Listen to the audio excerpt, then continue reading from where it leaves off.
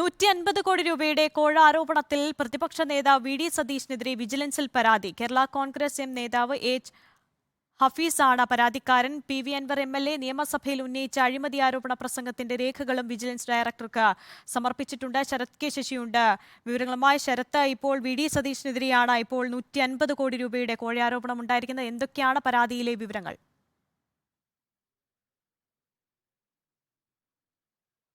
ആര്യ, ജനുവരി 31-ാം തീയതിയായിരുന്നു നിയമസഭയിൽ P V. Anvar MLA silver line പദ്ധതി അട്ടിമറിക്കുന്നതിന് വേണ്ടി പ്രതിപക്ഷ നേതാവ് വി.ഡി. സതീശൻ ഹൈദരാബാദിലെയും അതുപോലെ തന്നെ കർണാടകയിലെയും വിവിധ IT കമ്പനികളിൽ നിന്നും കൈക്കൂലി വാങ്ങിയെന്നുള്ള ആരോപണം ഉന്നയിച്ചത്. 150 കോടി രൂപ 2021 ഫെബ്രുവരി, മാർച്ച് എന്നീ മാസങ്ങളിലായി കൈപ്പറ്റി എന്നുള്ളതായിരുന്നു പി.വി. അൻവർ നിയമസഭയിൽ എഴുതി നൽകിയ ആരോപണം. ഇത് സംബന്ധിച്ച വിഷയത്തിൽ വിശദമായ അന്വേഷണം ആവശ്യപ്പെട്ടുകൊണ്ടാണ് കേരള കോൺഗ്രസ് എം നേതാവ് എച്ച് ഹഫീസ് ഇപ്പോൾ വിജിലൻസിന് പരാതി നൽകിയിരിക്കുന്നത്.